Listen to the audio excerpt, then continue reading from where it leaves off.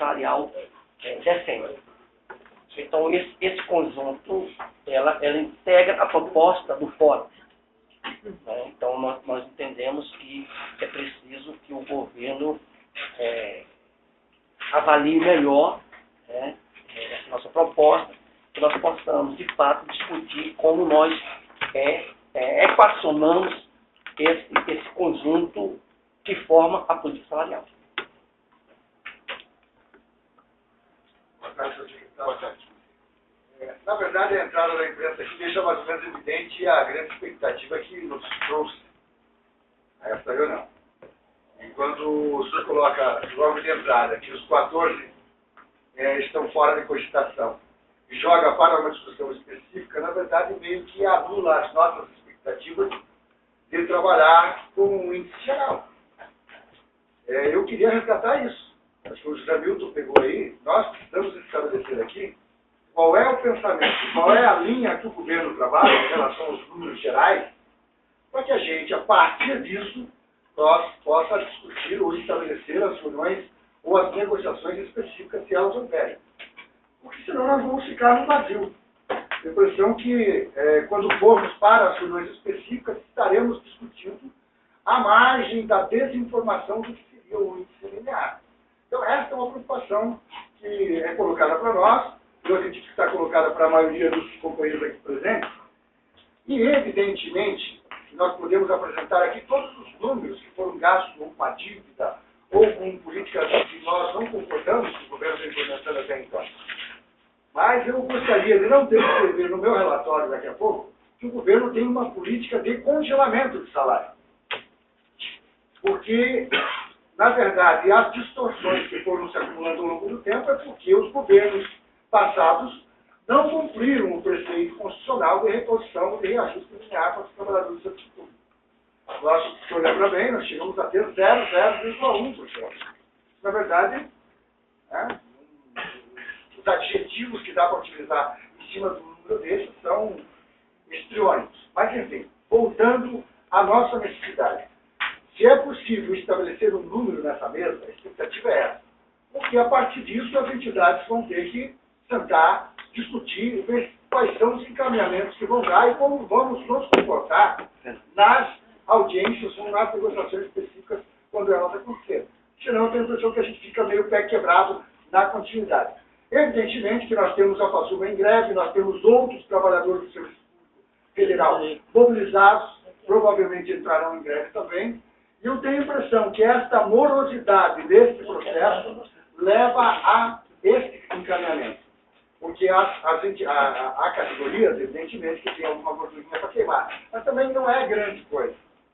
E, evidentemente, que as bases, os trabalhadores nos seus locais de trabalho, têm uma expectativa nesta reunião, e a partir dela, das negociações específicas, que talvez a gente não tenha conseguido expressar ao longo das conversas que a gente teve aqui nesse Ministério. Então, eu queria reafirmar nossa grande expectativa em cima dos números, o que é que nós temos a partir de então para discutir. Mais alguém? Não. Estamos todo ouvido. Tá, vou começar pelo último. Estou discutindo um pouco com o Renato. Primeiro, tem políticas de congresso. Os dois mandados do presidente Lula demonstrou que houve recuperação. Eu posso falar caso a caso todas as carreiras aqui. Quanto que tiveram de reajuste real nos dois mandatos do presidente Lula. Se tiverem paciência, eu vou ler o caderno inteiro. Para mostrar, evidenciar, inclusive, que não há congelamento de gastos do pessoal. Ao contrário. Eu disse aqui no início, está comprovado aqui, acho que porque não é o resultado, não é o governo que fez. Foi o processo da negociação que construiu isso. Isso é uma conquista do funcionalismo, tudo foi feito nos dois mandatos do presidente Lula. Podemos pegar qualquer carreira, qualquer uma. Não teve um só servidor federal que teve reajuste nos dois mandatos do presidente Lula, abaixo de que não tenha tido ganho real. Tá certo? Só nos últimos 4 anos foram 38 bilhões. Só no mês de julho de 2007, a terceira parcela da maioria dos acordos assinados foram 9 bilhões, só em julho de 2010. Não há congelamento. Não há congelamento de gastos com pessoas.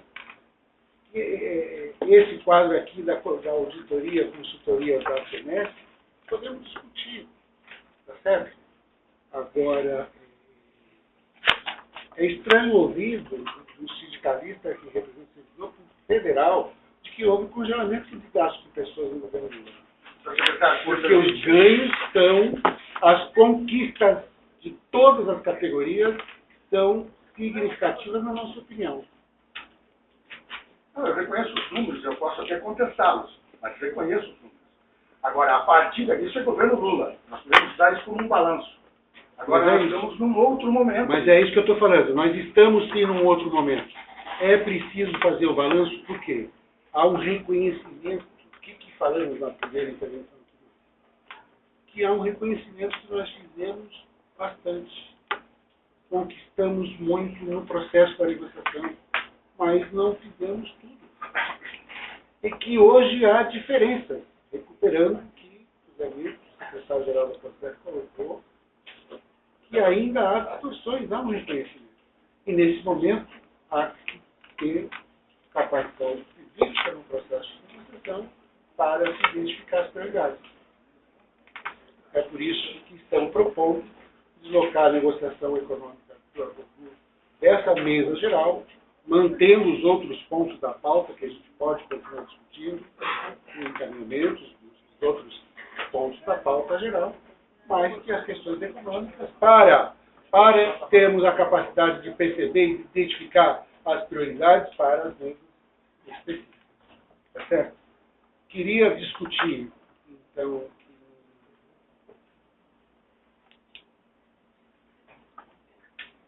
eu quero dizer muito claramente que não é o momento de termos aumento linear. O que é aumento linear? Mantém o status quo das estruturas todas. Certo? Então, se houve um esforço, quem examinar esse caderno, eu acho que a gente passou para a identidade, então todos conhecem, certo?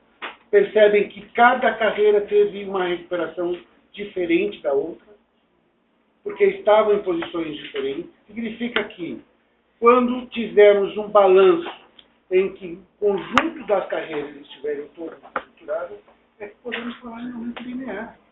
Porque o aumento linear, para que ele serve? Se tivéssemos praticado o aumento linear, certamente a gente tinha mantido um grau maior de distorções. Porque o esforço das negociações do período anterior foi para recuperar, para reorganizar, para colocar em patamar carreiras próximas, tá certo? Foi esse o esforço. Resultado da negociação. E se tivéssemos praticado apenas aumento linear em todo esse período, como que estaria agora? Estariam as diferenças, as distorções, e talvez estariam muito maiores. Tá certo? Então, o que nós estamos dizendo é que não é o momento ainda de praticar aumento linear. Tá certo? Agora, por isso que não é possível manter o debate e a negociação econômica nessa mesa geral. Certo? Tem que ser nas específicas, porque nós precisamos identificar prioridades em dois sentidos. Priorizar as carreiras que ainda demandam medidas de estruturação, tá certo? Prioridade no sentido do que é que podemos fazer nesse momento de recursos limitados, tá certo? O que é que podemos fazer de forma imediata e que pontos da nossa negociação nós vamos encaminhar para uma negociação de médio prazo. Secretário, eu só queria, inclusive nós recebemos esse caderno aí, onde só fala da questão da reestruturação, sendo que a maioria, né, das carreiras que foram estruturadas, ela foi uma reestruturação em cima de gratificações. Não é verdade. Então, não posso não. Deixa eu só concluir, Deixa eu só te dizer o seguinte, olha, Não é verdade. Mas Porque deixa é eu o falar, seguinte, deixa eu concluir, eu depois deixo- o senhor... Só para falar do negócio da gratificação. Nós, a gratificação mais universal que tinha, da maior abrangência que é a GAI, só em uma carreira que a gente não incorporou, que é o seguro social. Houve um processo de valorização do vencimento básico, inclusive com um movimento, o último movimento nesse sentido foi agora em julho de 2011, que custou 865 milhões para fazer os últimos ajustes em algumas carreiras que tiravam uma parte da gratificação de desempenho e colocavam no vencimento básico. Eu quero colocar para o senhor que agora também, em 2011, exclusivamente essa carreira do Seguro Social, ela vai ter 70% do seu contra-cheque trabalhando em cima de gratificação. Certo? E se teve uma recuperação, né, de 220%, né, na aposentadoria desses trabalhadores, né, eles perdem praticamente 100%, porque ele cai para 50 pontos. Entendeu? Então, existe hoje para a gente um... Deixa eu interromper de novo. Você também pode me interromper quando você está falando. É para dialogar com o conteúdo que você está colocando. Eu disse, é a única que não incorporou a GAI. Essa foi a opção. E não foi feito de forma unilateral. Está num acordo. As entidades assinaram. A sua entidade assinou o acordo. Foi a opção para ficar num patamar da remuneração maior. A nossa opinião na mesa foi de que incorporasse a GAI para o Seguro Social. A opção foi do movimento, inclusive, de não incorporar a GAI para, na contrapartida de ficar com uma remuneração maior, que foi feito por acordo. Mas, secretário, vamos ser práticos. Vamos ser bem práticos. Se não tem 14,17 IPCA mais PIB, o linear, quanto então tem para negociar as mesas específicas? E mais, não vai dar para atender a todos. Qual é o critério de atendimento? Nós vamos fazer as negociações nas mesas específicas. Lá vamos colocar caso a caso qual é a prioridade, junto com a direção dos sindicatos, nas mesas específicas nós vamos colocar qual é a possibilidade, qual é a restrição, o que é que nós podemos fazer imediatamente, o que nós colocamos para médio prazo e o que nós colocamos para longo prazo. Secretário, reconhecemos que houveram ganhos reais no governo passado, não repuseram todo os prejuízos de períodos anteriores, mas repuseram uma parte do prejuízo de antes do governo, isso é fato, para algumas categorias mais, para outras menos.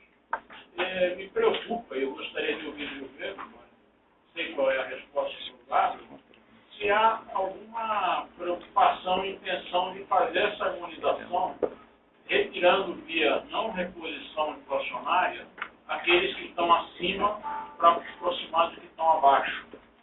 Retirando de um para o outro? Não tem sentido. Retirando, não, você não retira, mas com a inflação você vai espremendo. Não consideram que tem Não, sentido. só eu sei qual é a resposta, você não ouviu do senhor. Não tem sentido, na minha opinião, a sua pergunta. Ele não vai se retirar nada de ninguém para dar para outro. Tem sentido. Não para dar para outro, mas para você reduzir o que já foi conquistado através Em do cada uma das mesas, qual que é a sua entidade? sinal. Sinal. Sinal vai estar na mesa, nós vamos discutir o caso do Banco Central, e aí você vai ver que não há preocupação, não há medidas de tirar de uns para outro ou congelar uns para outro. O que há é prioridade. Nós vamos discutir quais são as prioridades na mesa, nas negociações específicas. Desculpa a insistência, claro. Mas, evidentemente, que para nós, primeiro que a gente veio para cá, para ouvir quais seriam as possibilidades de números em relação ao que está colocado garantido na Constituição. Então, não é o 14,17, então, não temos um número. Isso nos coloca numa situação muito delicada. Por quê? Como eu disse antes, nós não temos patamar de avaliação e como o governo está pensando, se vai ter aumento linear, só falou que não é o momento, provavelmente vamos trabalhar com um índice bastante reduzido, que é muito ruim. Mas também não temos um número. Porque aí fica me parecendo que algumas entidades que vieram aqui, provavelmente estão nessa pseudo-qualificação de que